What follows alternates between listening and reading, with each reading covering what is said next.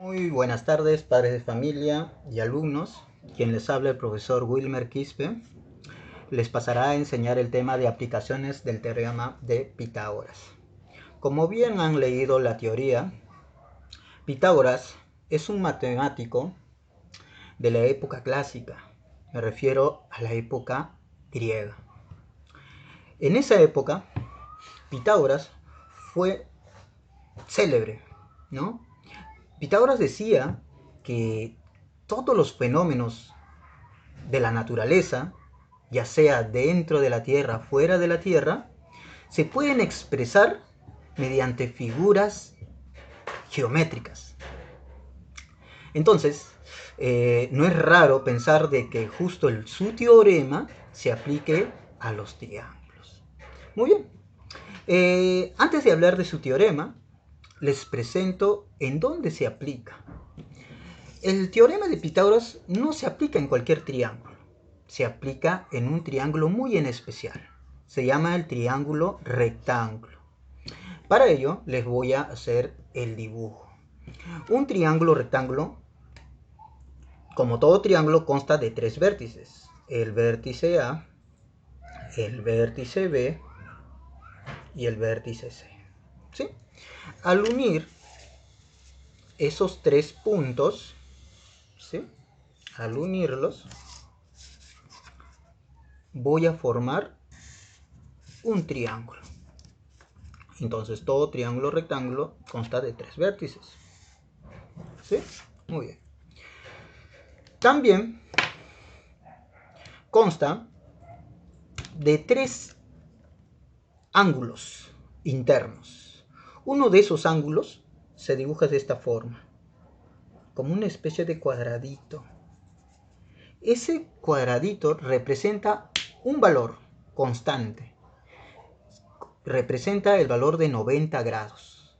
No se le pone 90 porque en geometría lo simbolizan de esta forma para que, como fin práctico, ¿no? O porque siempre se ha utilizado desde épocas clásicas.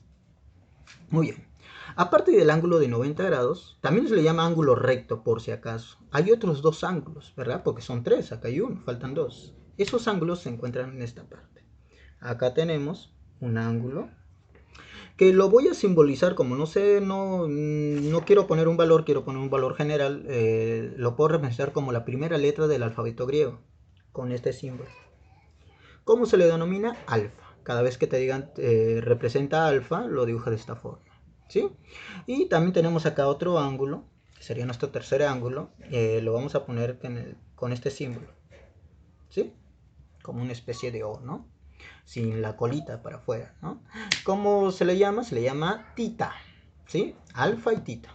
Muy bien. Y el ángulo de 90 grados. Ahí están los tres ángulos. Entonces, todo triángulo rectángulo consta de tres vértices, tres ángulos internos, solo que uno de ellos es recto de 90 grados, y también consta de tres segmentos, o sea, tres lados: segmento AB, segmento BC, segmento AC. Los segmentos, como tendría que, para poner los segmentos, tendría que medirlo con una regla, ¿no? Puede ser 7 centímetros, también puede representar en metros, en kilómetros. Como yo he representado aquí lados en general, no sabemos cuánto vale, lo vamos a representar con letras, pero no mayúsculas como los vértices, sino con minúsculas. Por ejemplo, el segmento BC yo lo puedo poner A minúscula, porque no sé su longitud, ¿no? Al segmento CA lo puedo representar con B minúscula, y al segmento AB lo puedo representar con C minúscula. Minúscula, no se vean olvidar. Muy bien. Ahora, para que tú puedas entender esto de, yo sé que tú has escuchado catetos, hipotenusa, pues te voy a hacer entender cómo saber o cómo entender qué lado se le opone a qué ángulo. Muy bien. Para eso tienes que entender que es un vértice, un ángulo y un lado opuesto. Muy bien. Muy bien. Te voy a hacer entender. Por ejemplo, supongamos que acá yo tengo un punto dije, un punto C. Profesor, eso no se llama vértice, aún no. Ahorita ahora es un punto. Pero ahora vas a ver cómo se va a convertir en vértice. En vértice se va a convertir si es que tú unes dos lados laterales y que se intersecten en ese punto. En este caso sería de esta forma, ¿no? Si yo intersecto esta línea con esta línea, justo se intersecta en C. Ahí vendría a ser llamado el punto C vértice. A ver, vamos a hacerlo, ¿no? Si yo uno, entonces estoy diciendo, si yo uno esta línea que estoy dibujando con esta otra línea, ¿sí? ¿Sí? La unión de esas dos líneas laterales forma el vértice. Ahí está, más claro, ¿sí? Aquí se ha formado el vértice. Y al formarse el vértice, ha generado un espacio. Ese espacio se llama ángulo. Ahí está. Aquí está el ángulo que se generó en el espacio. Que lo voy a poner 90 grados. Tú dirás, profesor, ¿y por qué no lo pone como el cuadradito? Solamente para que se puedan comprender que ese es 90 grados, pero se dibuja de esta forma. ¿Sí? Muy bien. Entonces ya sabes por qué se generó el vértice C, el ángulo de 90 grados, y a la vez han generado un nuevo lado. El lado de color rojo, mira. Ahí está. Mira. Ahí está. Entonces, el lado al cual se opone el ángulo de 90 grados es esa línea de color rojo. ¿Sí? Entonces, a 90 grados se le opone ese lado, no los azules, sino ese color rojo. Y como es gracias al vértice C, es que se le opone C minúsculo. ¿Vieron? ¿Por qué se le ponía C minúsculo? Es gracias al vértice C, y a la vez que ha generado el 90, y ha generado esa línea roja. A ver, vayamos al otro. Vamos a poner acá este punto. El punto, por ejemplo, B. Quiero que se forme ahí un vértice. Muy bien, para eso tengo que unir dos líneas laterales. Ahí está, mira, ahí están los líneas. ¿Vieron? Se unieron esas dos líneas laterales. Y gracias a ese vértice se ha generado un espacio. Aquí está ese espacio, ¿verdad? ¿Cómo lo voy a llamar? Alfa. Ahí está, alfa. Y gracias a ese vértice ha generado ese espacio, también se ha generado un tercer lado.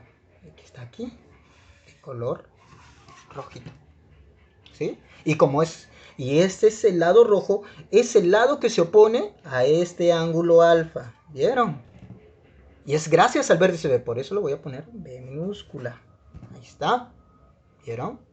Y por último, si yo acá pongo el punto A, ¿ya? Voy a convertirlo en vértice. ¿Qué se le hace para convertirlo en vértice? Unir dos lados. ¿Sí? ¿No? Ahí está. Primer lado.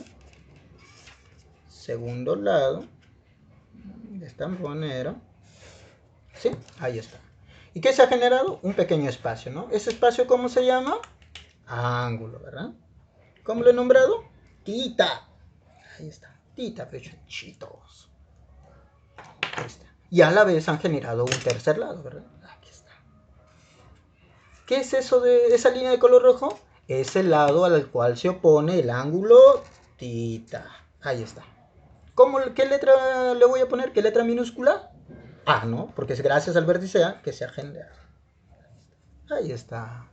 Entonces no te vayas a olvidar. Así se generan esos lados. Entonces ya sabes, todo ángulo, en cualquier figura cerrada, en especial los triángulos, siempre se le va a poner un lado, ¿no? Entonces ya sabes, ya sabes que al ángulo alfa se le opone el lado B, al ángulo tita se le opone el ángulo A, y al ángulo recto de 90 grados se le opone el lado C. Una cosa más, importante. De esos tres ángulos internos, hay tres ángulos, ¿verdad? Deberían tener valores. Solamente tienes uno de los tres valores, el 90 grados. ¿Cuál de los tres ángulos es mayor? No olvidarse, el ángulo recto, el ángulo de 90 grados es mayor que cada uno de ellos. Eso es importante. Entonces eso quiere decir que mi angulito alfa, agudo, es menor que mi ángulo de 90 grados.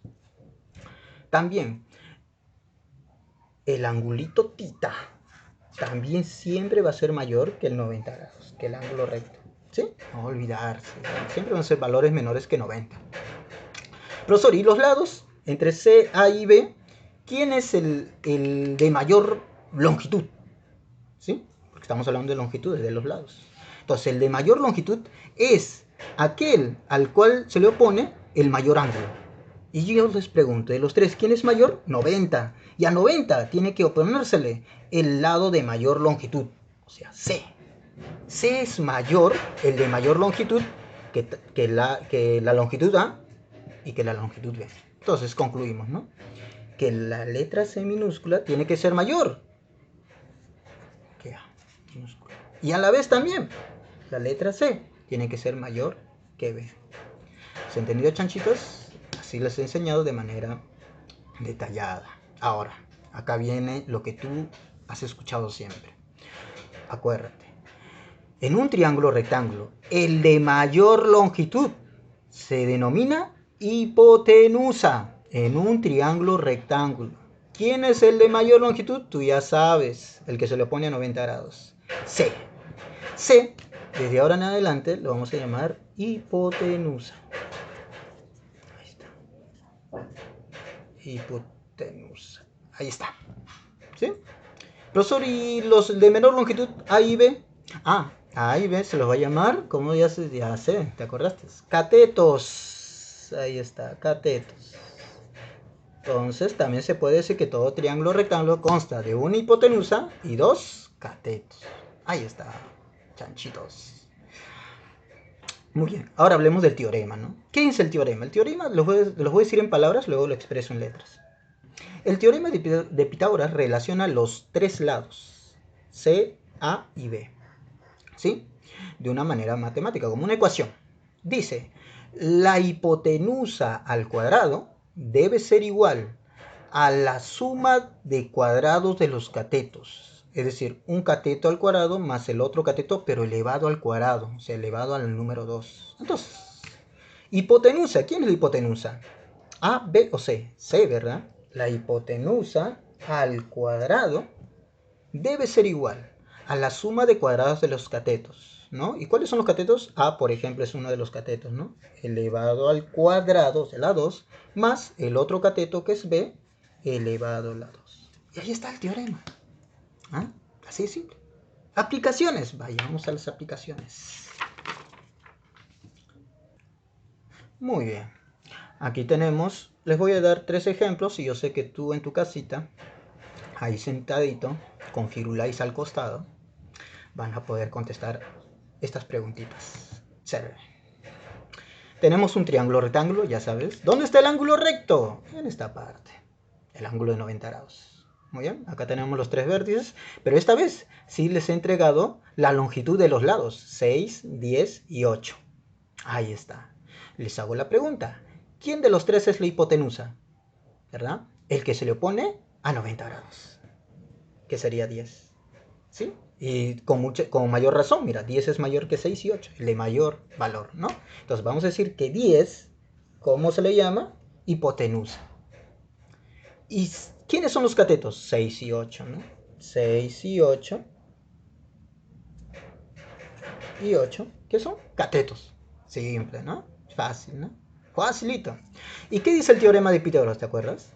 Dice muy claramente, la hipotenusa al cuadrado debe ser igual a la suma de cuadrados de los catetos, ¿verdad? Y se lo muestro de esta forma, acá está, ¿no? Hipotenusa al cuadrado es igual a la suma de cuadrados de los catetos. Ahora, entonces, ¿cómo sería? ¿Quién es la hipotenusa? 10, ¿verdad? Ese 10 elevado al cuadrado debe ser igual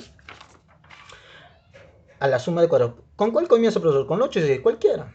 Por ejemplo, comenzamos con el menor, ¿no? 6 al cuadrado más 8 por 8 al cuadrado. Ahí está. Muy bien. A ver, no siempre te van a entregar el triángulo rectángulo como yo te lo presenté, siempre te lo van a entregar de girado, pero tú tienes que descubrir dónde está el 90 grados. Basta que descubras dónde está el 90 grados, vas a poder saber dónde está la hipotenusa. Por ejemplo, acá, mira. No le he puesto de esa forma, ni como al comienzo que hicimos. Mira cómo lo he puesto. En otro sentido. Muy bien. Si te das cuenta dónde está el ángulo de 90 grados, ahora no está ni aquí ni aquí, está acá arriba. Por lo tanto, el lado que se opone a este ángulo es X, ¿verdad? Entonces, ¿X qué vendría a ser? Muy bien, X que representa la hipotenusa. ¿Y 3 y 4 qué vendría a ser? Ajá, ya te escuchaste aquí, que son los catetos. ¿Qué dice el teorema de Pitágoras? La hipotenusa, que es X al cuadrado, es igual a la suma de los cuadrados de los catetos. Profesor, ¿con cuál comienzo? ¿Con 3 o 4? Con cualquiera. Ahora vamos a comenzar con 4. Al cuadrado más 3 al cuadrado. ¿No? Ahí está, sencillo. Y un último ejemplo, para que se te quede bien claro. Aquí, en este triángulo, ¿quién representa la hipotenusa? 13. Ahí está. ¿Sí? Porque 13 es el lado que se opone al ángulo. ¿Y quiénes son los catetos? X y 12, ¿no? Entonces, X y 12, que representan catetos. Ahí está. Muy bien. Ahora, ¿qué? Teorema de Pitágoras. Hipotenusa 13 elevado al cuadrado es igual a la suma de cuadrados de los catetos. ¿Con cuál cateto empiezan? Generalmente yo les recomiendo empezar con las letras, ¿no? X al cuadrado más 12 al cuadrado. Ya está. Muy bien, ahora sí, pasemos a ejercicios resueltos.